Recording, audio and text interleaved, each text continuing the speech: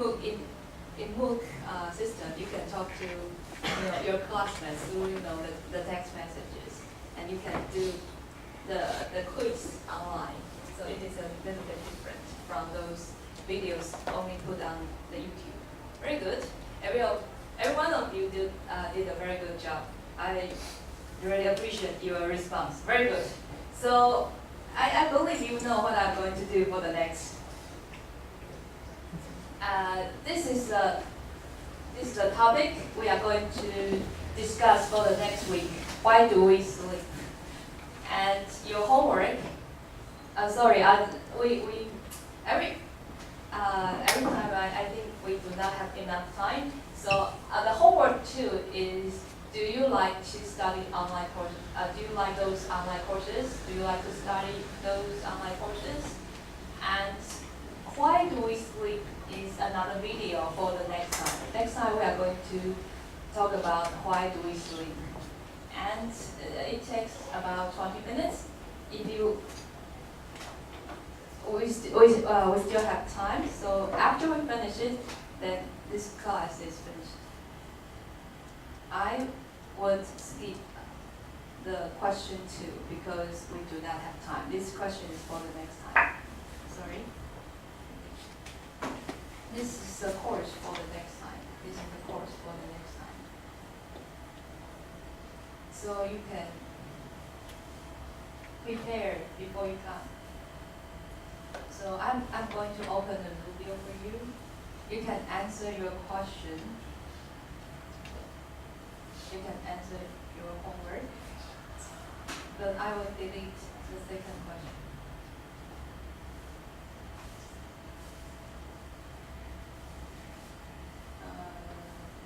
You only need to answer the first question. Do you like to study online? Do you like online courses? So you have 7 days. The deadline is 11:59 p.m. Wednesday, for the coming Wednesday. So please do your homework. After you finish your writing, please do it.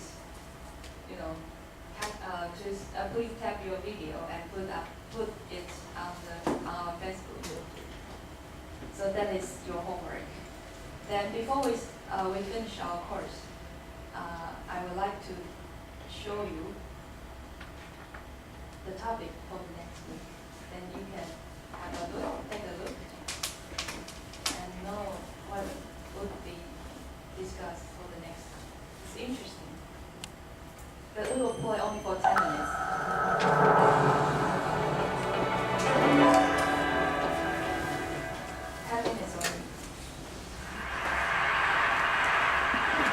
What I'd like to do today is talk about one of my favorite subjects, and that is the neuroscience of sleep. Now, there is a sound. It worked. a sound that is desperately familiar to most of us, and of course it's the sound of the alarm clock. And what that truly ghastly, awful sound does is stop the single most important behavioral experience that we have, and that's sleep. If you're an average sort of person, 36% of your life will be spent asleep, which means that if you live to 90, then 32 years will have been spent entirely asleep. Now what that 32 years is telling us, that sleep at some level is important. And yet for most of us, we don't give sleep a second thought, we throw it away, we really just don't think about sleep. And so what I'd like to do today is change your views, change your ideas and your thoughts about sleep. And the journey that I want to take you on, we need to start by going back in time. Enjoy the honey heavy dew of slumber. Any ideas who said that? Shakespeare's Julius Caesar. Yes, let me give you a few more quotes. O sleep, O gentle sleep, nature's soft nurse, how have I frightened thee? Shakespeare again from, I won't say it, the Scottish play. From the same time, sleep is the golden chain that ties health and our bodies together. Extremely prophetic by Thomas Dekker, another Elizabethan dramatist. But if we jump forward 400 years, the tone about sleep changes somewhat. This is from Thomas Edison from the beginning of the 20th century. Sleep is a criminal waste of time and a heritage from our cave days. Bang! And if we also jump into the 1980s, some of you may remember that Margaret Thatcher was reported to have said, "Sleep is for wimps." And of course, the infamous, what was his name? The infamous Gordon Gekko from Wall Street said, "Money never sleeps." What do we do in the 20th century about sleep? Well, of course, we used Thomas Edison's light bulb to invade the night, and we occupied the dark. And in the process of this occupation, we treated sleep as an illness, almost. We treated it as an enemy. At most now, I suppose, we tolerate the need for sleep, and at worst, perhaps many of us think of sleep as an illness that needs some sort of a cure. And our ignorance about sleep is really quite profound. Why is it? Why do we abandon sleep in our... Okay, so what do you hear on the video? Do you like to share? Anyone want to share? I believe you are fully focused in this video. Anyone who want to share? What do you learn from this video? What do you learn? At least, do you know his topic? Why do we sleep? Definition of sleep. Huh? The definition of The sleep. definition of sleep. And I'm sorry, I accompany my daughter here. oh, okay. I see. I'm sorry. Well, then anyone who would like to share? No? Okay, then study. This is your homework too.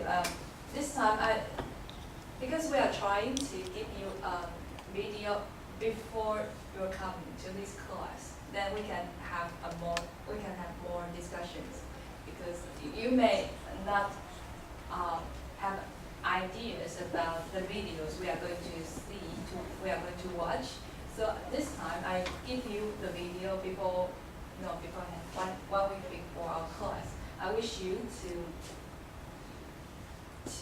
watch this video after you go back home. Okay? Then, so your homework, actually you have 2 homeworks. One is to answer the question that I raised before. Do you like the online courses? Then you write down your answer and tap your video, 1 to 3 minutes. Then another homework is to watch this video. So for the next time, you can have more. You can have more time to think about this topic. Why do we need to sleep? Why is that is important? Because I see many of you do not sleep at night. You are even in 1 o'clock, 1 a.m. You are still awake. You are still there online. I can see you. That means I have the same problem, because I have to prepare my courses until very late. But I try to improve my lifestyle. just like you, I have the same problem. So I try to tell myself I have to go to bed before 12:30 a.m. So I try. I think all of us have the same problem. But I think this professor, he gives us a very good advice. So I recommend you to watch this video before you're coming for the next time. So I think we still have some time, but I will leave you to ask questions. Do you have any questions for this time? If not, then I will go into I'm going to play this video again for 5 minutes. Then we will stop this course. So before I replay this video, do you have any questions? You can raise your hands for online courses. The topic for this time is online course. No. No, actually, it is fine. I don't. You already share your thoughts one by one, so we may have no question for that topic. So let's have 5 more minutes, then we'll stop this course. The rest of the time, please watch by yourself at home. Okay. What happened? Is that a sign? Well, it's because you don't do anything 5 more much minutes. while you're asleep, it seems. You don't Focus. eat, you don't drink, and you don't have sex. Well, most of us anyway. And so therefore, it's a complete waste of time, right? Wrong. Actually, sleep is an incredibly important part of our biology, and neuroscientists are beginning to explain why it's so very important. So let's move to the brain. Now, here we have the brain. This is donated by a social scientist, and they said they didn't know what it was and knew how to use it. So,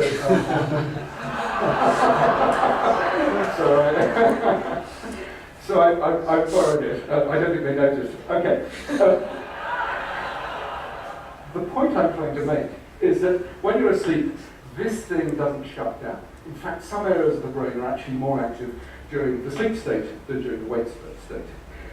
The other thing that's really important about sleep is that it doesn't arise from a single structure within the brain, but is to some extent a network property. If we flip the brain on its back, I love this little bit of spinal cord here, this bit here is the hypothalamus. And right under there is a whole raft of interesting structures, not least the biological clock. The biological clock tells us when it's good to be up, when it's good to be asleep, and what that structure does is interact with a whole raft of other areas within the hypothalamus, the lateral hypothalamus, the ventrolateral preoptic nuclei, all of those combine, and they send projections down to the brainstem here. The brainstem then projects forward and bathes the cortex, this wonderfully wrinkly bit over here, with neurotransmitters that keep us awake and essentially provide us with our consciousness. So sleep arises from a whole raft of different interactions within the brain. And essentially, sleep is turned on and off as a result of a range of interactions in here. Okay, so where have we got to? We said that sleep is complicated and it takes 32 years of our life. But what I haven't explained is what sleep is about. So why do we sleep? And it won't surprise any of you that, of course, as scientists, we don't have a consensus. There are dozens of different ideas about why you sleep. And I'm going to outline 3 of those. The first is sort of the restoration idea, and it's somewhat intuitive. Essentially, all the stuff we've burnt up during the day, we restore, we replace, we rebuild during the night. And indeed, as an explanation, it goes back to Aristotle. So that's what, 2,300 years ago.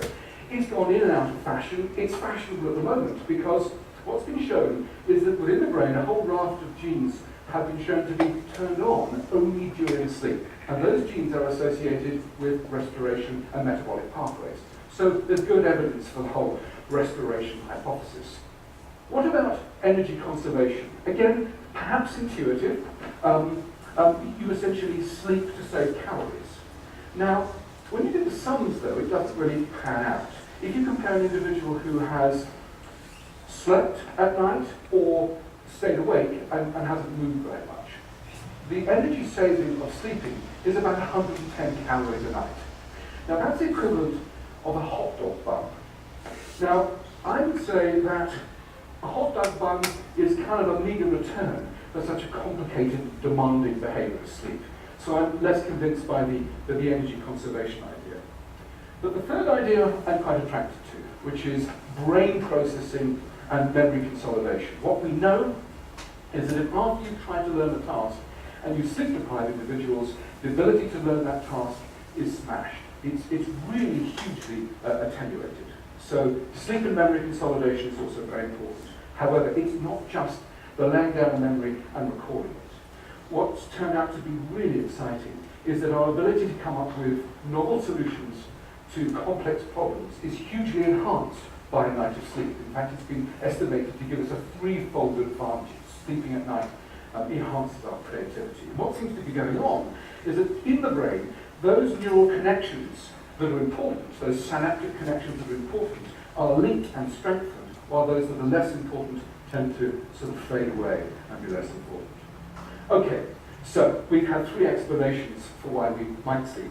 And I think the important thing to realise is that the details will vary, and it's probably we sleep for multiple different reasons. But sleep is not an indulgence. It's not some sort of thing that we can take on board rather casually. I think sleep was once likened to an upgrade from economy to business class, the equivalent of. It's not even an upgrade from economy to first class. The critical thing to realise is that if you don't sleep, you don't fly. Essentially, you never get there. And what's extraordinary about much of our society these days is that we are desperately sleep deprived. So let's now look at sleep deprivation. Huge sectors of society are sleep deprived, and let's look at our sleepometer. So in the 1950s, good data suggests that most of us were getting around about 8 hours of sleep a night. Nowadays, we sleep 1.5 to 2 hours less every night. So we're in the sort of 6.5 hours every night league. For teenagers, it's worse, much worse. They need 9 hours for full brain performance, and many of them on a school night are only getting 5 hours of sleep. It's simply not enough. If we think about other sectors of society, the aged. If you are aged, then your ability to sleep in a single block is somewhat disrupted, and many sleep, again, less than 5 hours a night. Okay, so in his speech, he said how many hours of sleep for the teenagers? Do you know? 9 hours for teenagers. They should have 9 hours for sleep. Otherwise, their brain cannot fully function. So, how about you? How about your sleeping time? 6 hours? 6 hours? 7 hours? Okay. 8 hours? Okay. 9 hours per day? 10? Oh, 10. So you sleep for 10 hours? Do you have courses in the daytime? No. No courses in the daytime? So how many courses do you take for this semester? Only this? No.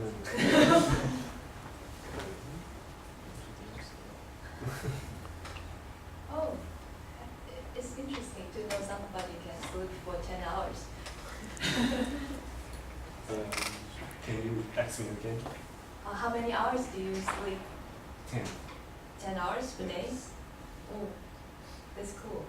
And it's too. But for most of us, after a very simple calculation, about 20% of us can have 6 hours for sleep. Another 30% take. Another 30% of you takes 7 hours for sleep. So I think for me, it's different every day.